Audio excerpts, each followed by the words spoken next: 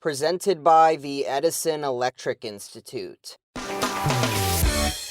It's Tuesday morning. I'm Olivia Reingold, and this is your Politico Playbook Daily Briefing. Nikki Haley, Trump's former UN ambassador, is sussing potential running mates for 2024. And yesterday, Miami's Mayor Francis Suarez got his shot at making his pitch. A source tells Politico the two met at City Hall to figure out if they're a good fit. And I guess because everyone is an influencer now, the two filmed a bit of their meeting and posted it on YouTube so everyone could hear them laugh a little too hard at each other's small talk. Thank you for having me. You've got an awesome city. And you like the view, right? Yes, it's fantastic. Politico's source says Haley and Suarez never talked about the elephant in the room outright, but that 2024 hung over the entire conversation. If you're late to the party, let me explain what Haley might see in Suarez, a rising star in Florida politics.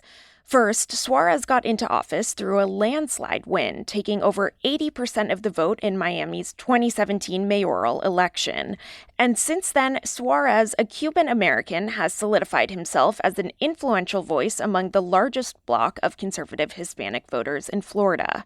You might remember that after Florida went to former President Donald Trump in 2020, a lot of the credit went to the state's Cuban American population, who, along with voters with roots in Venezuela, Nicaragua, and Colombia, shifted hard right during the Trump era, turned off by how the most left wing of the Democratic Party seemed to embrace, quote, socialism.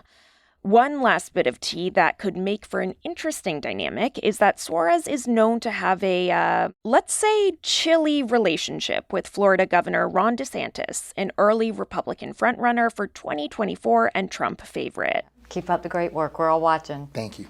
We're sure you will be, Nikki.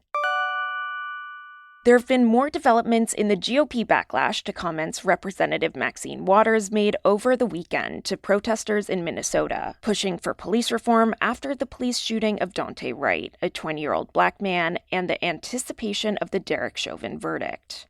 Just to get you up to speed, this is what Republicans like House Minority Leader Kevin McCarthy are up in arms about. You'll hear a protester ask Waters, a California Democrat, what they should do if Chauvin, the former Minneapolis police officer who's currently on trial for his role in the death of George Floyd, is acquitted. What should protesters do? Well, we got to stay on the street, and we've got to get more active. We've got to get more confrontational. We've got to make sure that they know that we mean business. What do you think about this? Well, on Monday night, McCarthy announced he would force a vote this week on whether to censure Waters for her call for Minnesotans to, quote, get more confrontational if Chauvin is found not guilty. The move came minutes after the judge overseeing the Chauvin trial, Peter Cahill, suggested Waters' comments could be grounds for negating the verdict. The press articles about that. This goes back to what I've been saying from the beginning. I wish elected officials would stop talking about this case, especially in a manner that is disrespectful to the rule of law and to the judicial branch in our function. Speaker Nancy Pelosi said Waters has nothing to apologize for and was just calling for civil rights-type protests. But the field day on the right continues. The controversy dominated Fox News on Monday night. Well, it is alarming and it's rather frightening. How dangerous is it that a sitting member of Congress is both encouraging fighting and confrontation? Maxine Waters is a complete disgrace to the United States and to South LA. Meanwhile, GOP lawmakers are tripping over themselves to be quoted on the topic. Never mind that many of the House Republicans accusing Waters of inciting violence refuse to condemn Trump for riling up the January 6th mob. The thing is, this could trigger Democratic action as well. Tensions are still high in the House post-Capitol insurrection. Democrats will privately lament to Politico that they're frustrated to work alongside, quote, apologists to an insurrection.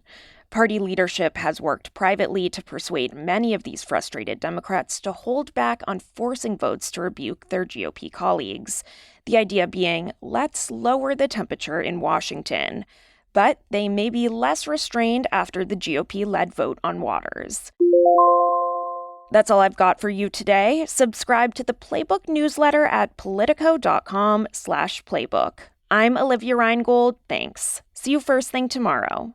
Today's episode is sponsored by the Edison Electric Institute. 40% of the electricity that powers our homes and businesses now comes from clean, carbon-free sources. And carbon emissions from the U.S. power sector are at their lowest level in more than 40 years. With new technologies and the right policies, a 100% clean energy future is possible. America's investor-owned electric companies are committed to clean. Visit eei.org/cleanenergy to learn more.